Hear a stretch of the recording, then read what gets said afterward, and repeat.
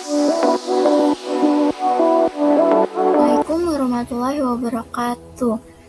Izin memperkenalkan diri. Perkenalkan, nama saya Dwi Apriani, NPM 20142311011 dari Prodi Teknologi Industri Pertanian, jurusan Teknologi Hasil Pertanian, Fakultas Pertanian, Universitas Lampung.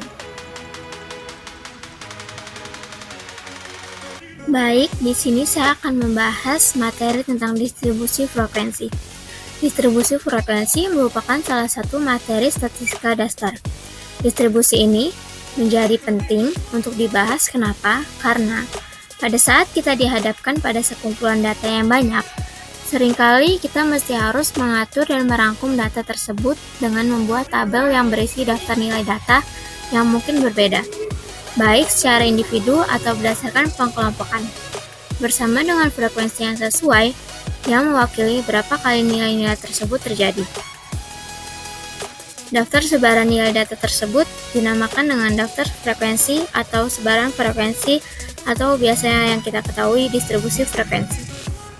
Dengan demikian, distribusi frekuensi adalah daftar nilai data, bisa nilai individual atau nilai data yang sudah dikelompokkan ke dalam selang interval tertentu, yang disertai dengan nilai frekuensi yang sesuai. Tujuan pengkelompokan data. Yang pertama, agar ciri-ciri penting data tersebut dapat segera terlihat. Yang kedua, memberikan gambaran yang khas tentang bagaimana keragaman data. Yang ketiga, sifat dan keragaman data menjadi pedoman dalam pengujian statistik selanjutnya. Bagian-bagian distribusi frekuensi. Yang pertama, kelas-kelas atau kelas adalah kelompok nilai data atau variabel dari suatu data acak. Yang kedua, batas kelas atau kelas limit adalah nilai-nilai yang membatasi kelas yang satu dengan kelas yang lain. Batas kelas merupakan batas semu dari setiap kelas, karena di antara kelas yang satu dengan kelas yang lain masih terdapat lubang tempat angka-angka tertentu. Terdapat dua batas kelas untuk data-data yang telah diurutkan, yaitu batas kelas bawah dan batas kelas atas. Yang ketiga, tepi kelas disebut juga batas nyata kelas, yaitu batas kelas yang tidak memiliki lubang untuk angka tertentu antara kelas yang satu dengan kelas yang lain.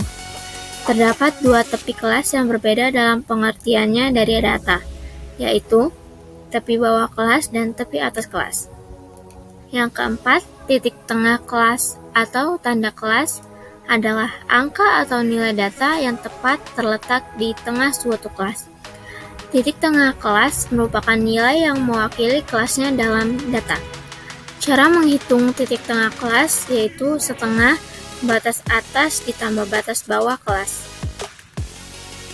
Yang kelima, interval kelas adalah selang yang memisahkan kelas yang satu dengan kelas yang lain.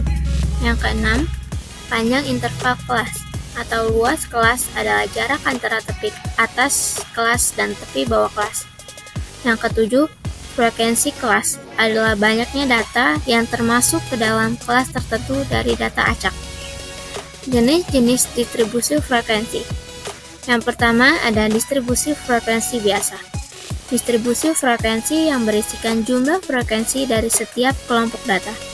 Distribusi frekuensi ada dua jenis, yaitu distribusi frekuensi numerik dan distribusi frekuensi peristiwa atau kategori.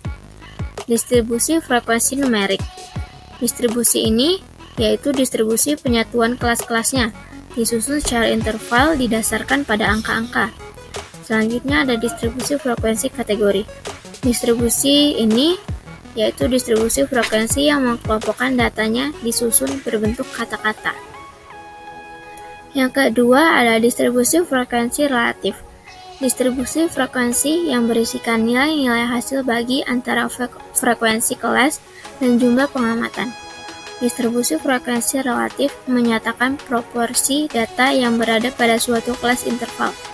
Distribusi frekuensi relatif pada suatu kelas didapatkan dengan cara membagi frekuensi dengan total data yang ada dari pengamatan atau observasi. Distribusi relatif dapat dirumuskan yaitu F relatif sama dengan Fi per sigma F dikali 100%, di mana I yaitu 1, 2, 3, dan seterusnya.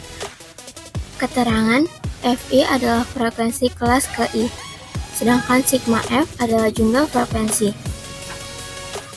Kemudian di sini ada contoh tabel distribusi frekuensi relatif nilai ujian akhir mata kuliah statistika.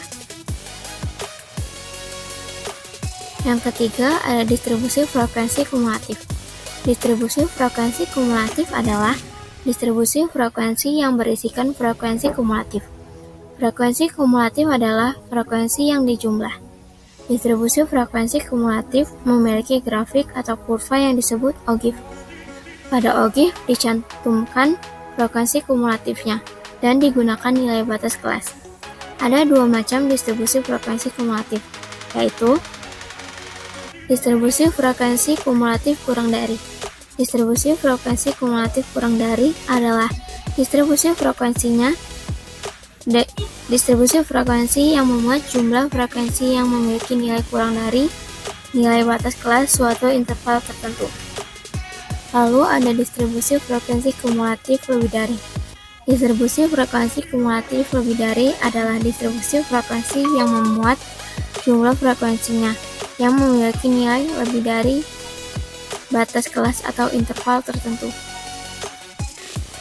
Dan di sini ada contoh tabel distribusi frekuensi kumulatif kurang dari. Dan ada juga tabel distribusi frekuensi kumulatif lebih dari. Grafik. Grafik merupakan lukisan pasang surutnya suatu keadaan dengan garis atau gambar, atau dengan kata lain, grafik menggambarkan naik atau turunnya hasil statistik.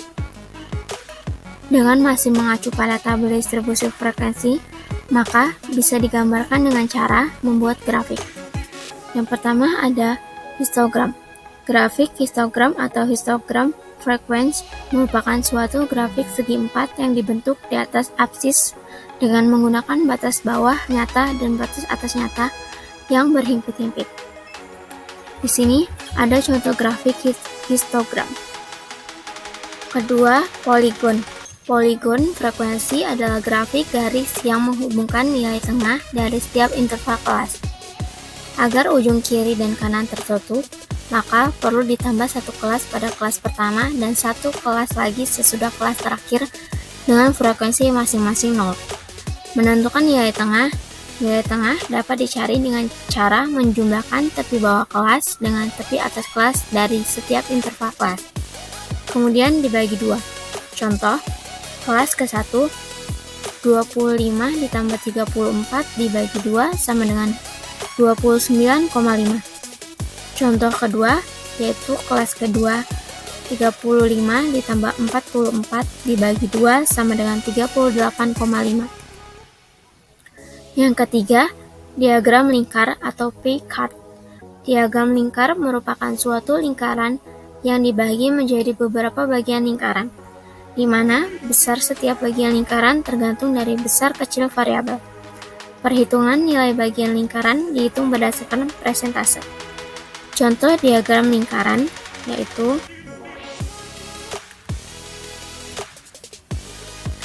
yang keempat, ogive. Untuk membuat grafik ogive, terlebih dahulu mencari nilai frekuensi kumulatif. Sedangkan distribusi frekuensi kumulatif itu sendiri adalah distribusi frekuensi yang nilai frekuensinya diperoleh dengan cara menjumlahkan frekuensi demi frekuensi. Di samping sini sudah ada contoh grafik ogive. Langkah-langkah membuat distribusi frekuensi. Yang pertama, mengumpulkan data. Bagaimana cara kita mengumpulkan data? Yaitu yang pertama, kita bisa mewawancara. Yang kedua, bisa pengamatan atau observasi. Yang ketiga, bisa melakukan angket atau kuesioner.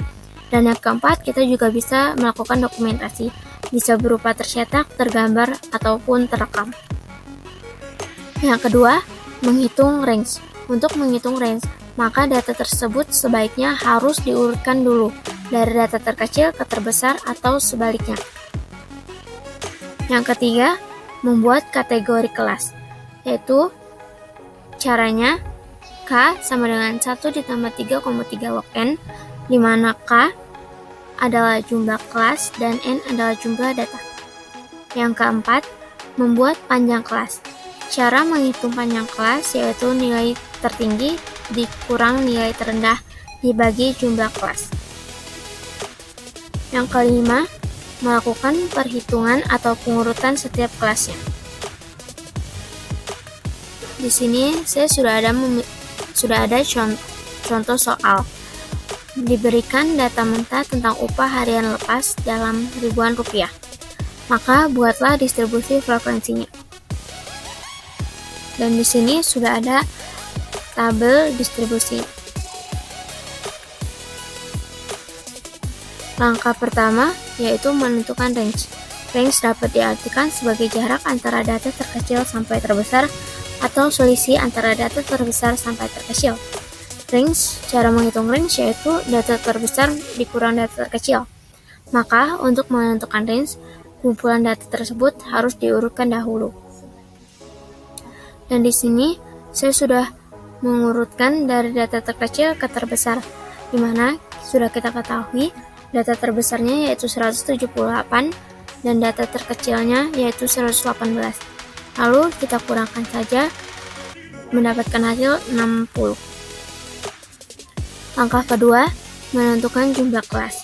Untuk menentukan jumlah kelas yaitu dengan rumus Stargate yang formulasinya sebagai berikut. Jumlah kelas atau K sama dengan 1 ditambah 3,3 log N, di mana N jumlah data yang dimiliki.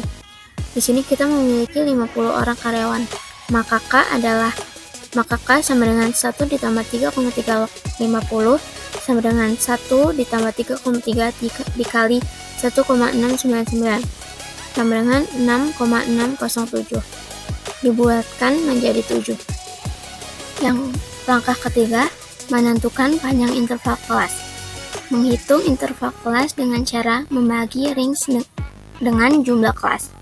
Dari perhitungan sebelumnya sudah kita peroleh range-nya yaitu 60 dan jumlah kelasnya 7. Maka 60 dibagi 7 sama dengan 8,57. Kita buatkan menjadi 9. Langkah keempat, menentukan interval kelas. Dalam menentukan kelas, diharapkan semua data yang ada dapat masuk semuanya. Data terkecil harus masuk pada kelas pertama, dan data terbesar dapat masuk pada kelas terakhir. Dari soal di atas, dapat dibuat interval kelas sebagai berikut. Kelas ke-1 dimulai dengan 118, mengingat interval kelasnya adalah 9, maka kelas keduanya dimulai dengan 127, kemudian kelas ketiganya dimulai dengan 136, kelas 4-nya dimulai dengan 145, kelas 5 dimulai dengan 154, kelas 6 dimulai dengan 163, dan kelas 7 dimulai dengan 172. Langkah kelima, menghitung frekuensi kelas. Frekuensi tiap-tiap kelas diartikan sebagai jumlah dari data yang sudah dimasukkan ke dalam masing-masing kelas. Selanjutnya, semua data pengamatan pada masing-masing kelas dihitung dengan menggunakan sistem Selly. Frekuensi kelas adalah jumlah dari data yang diperoleh. Jadi, jika semua angka sudah kita penuhi, maka dari soal di atas dapat dibuat tabel distribusi frekuensi sebagai berikut.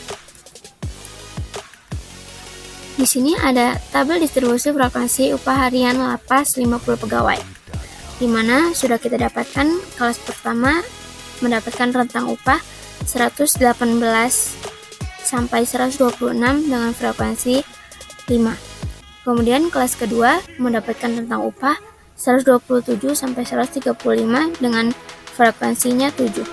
Kemudian kelas 3 mendapatkan rentang upah 136 sampai 144 dengan frekuensi 11. Kemudian kelas keempat mendapatkan rentang upah 145 sampai 153 dengan frekuensi 14. Kemudian kelas kelima mendapatkan rentang upah 154 sampai 162 frekuensinya 7. Lalu kelas ke-6 mendapatkan rentang upah 163 sampai 171 dengan frekuensi 4. Dan kelas ke-7 mendapatkan rentang upah 172 dikurang sampai 180 dengan frekuensi 2. Jadi jumlah totalnya ada 50. Cukup sekian dari saya.